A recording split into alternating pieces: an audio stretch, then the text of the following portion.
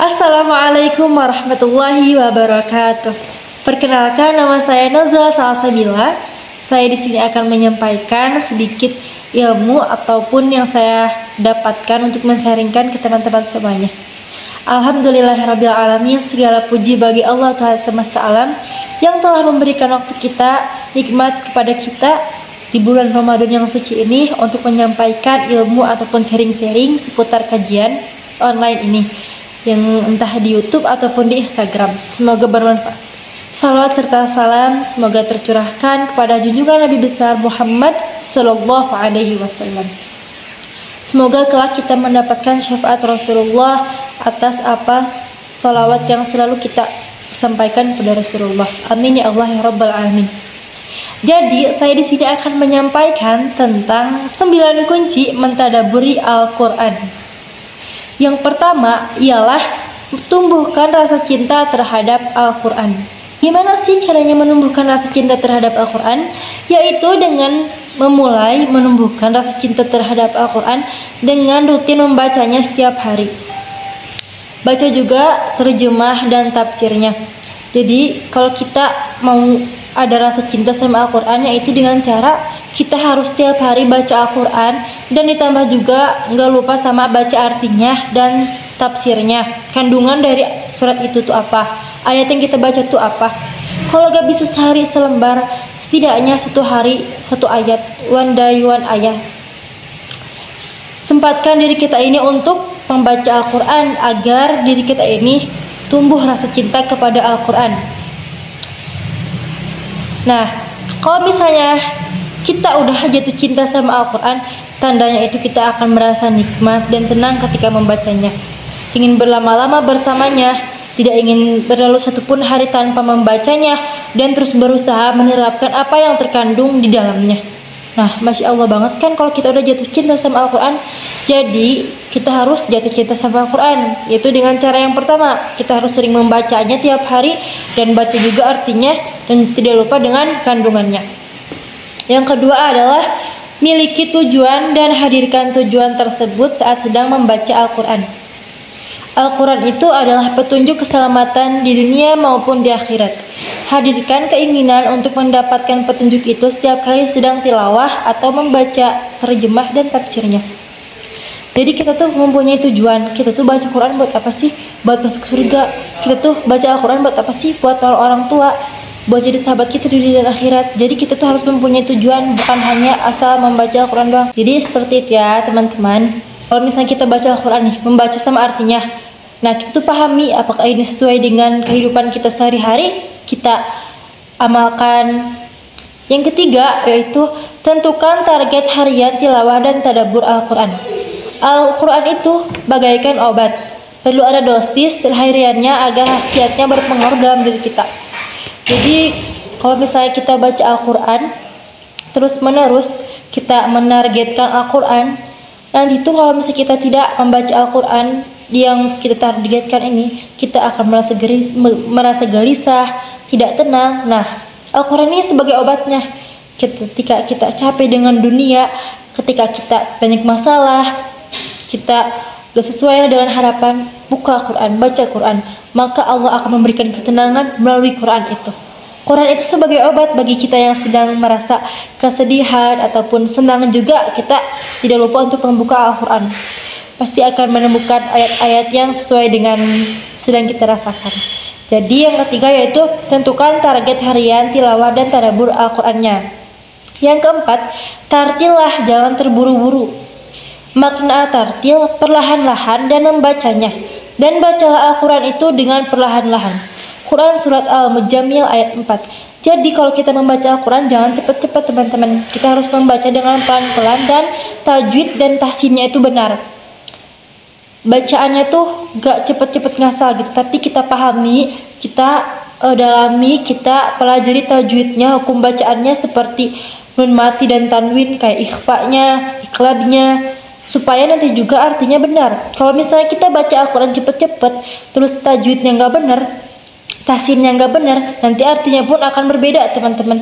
Itu yang harus kita perhatikan. Yang kelima yaitu bacalah Al-Quran dengan jar dan lakukanlah. Nih teman-teman semua, pasti suka bosan nggak kalau baca Al-Quran gitu-gitu aja, kayak datar aja nadanya, kayak baca Quran biasa. Nah, solusinya adalah baca Qurannya dilaguin, baca Qurannya didadain. Dibandingkan dengan membaca di dalam hati, membaca dengan jar bersuara itu lebih merangsang otak untuk fokus memperhatikan makna setiap ayat yang tengah dibaca.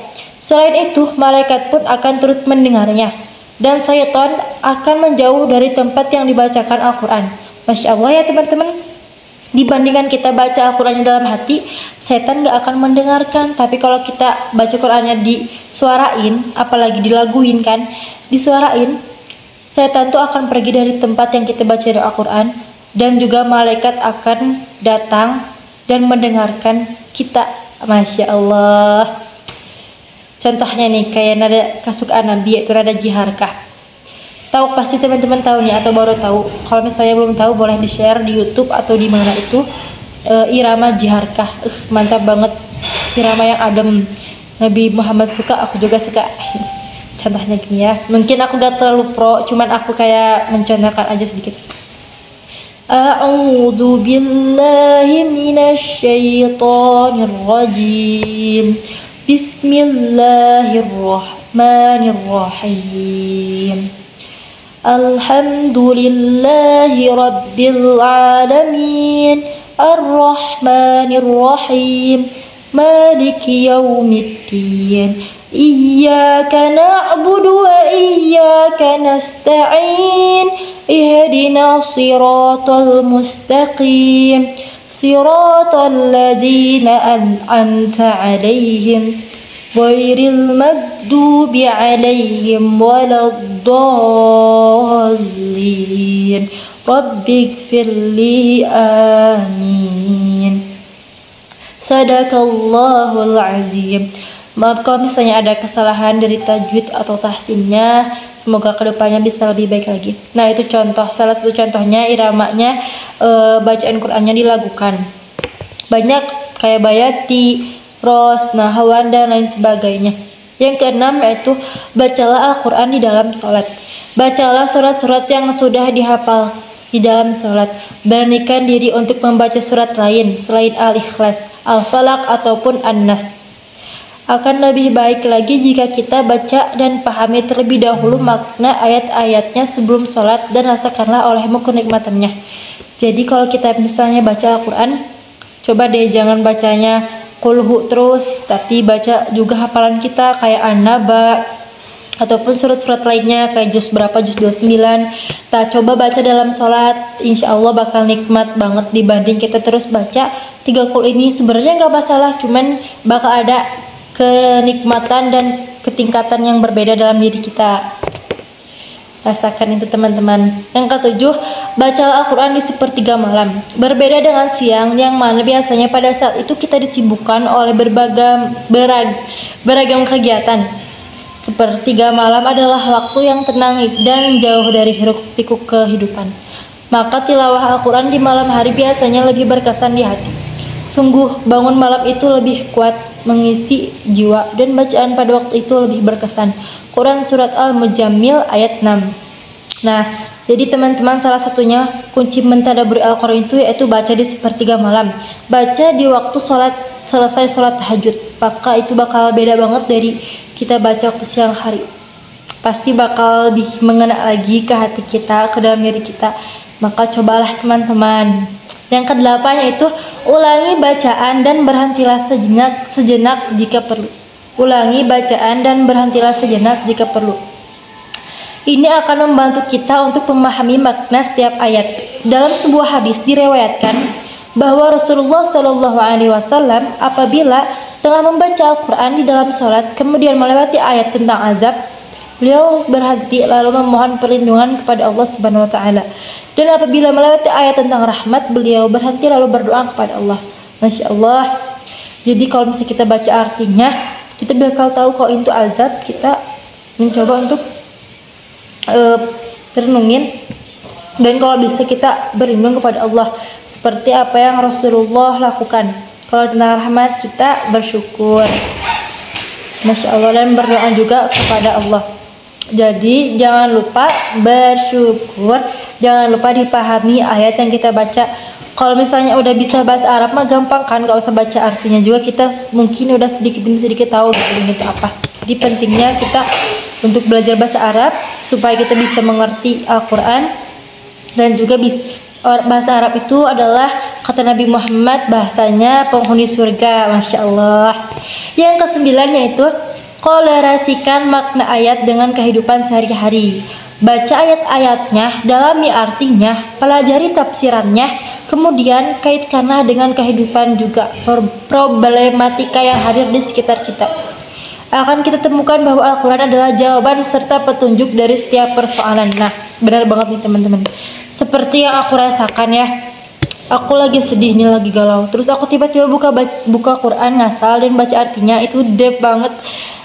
Pas banget sama apa yang lagi aku rasain.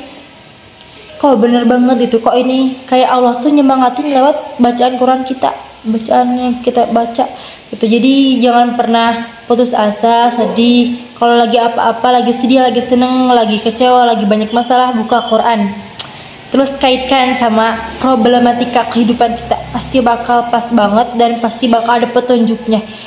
Mungkin segitu aja dari aku. Maaf kalau misalnya ada kesalahan kata, dan juga Pak Baliut ini karena masih dalam tahap belajar. Semoga kedepannya kita semakin baik ya teman-teman. Jangan lupa tetap semangat dalam ibadah, hamasah fisabilillah, jauhkan keburukan, dekati kebaikan. Wassalamualaikum warahmatullahi wabarakatuh.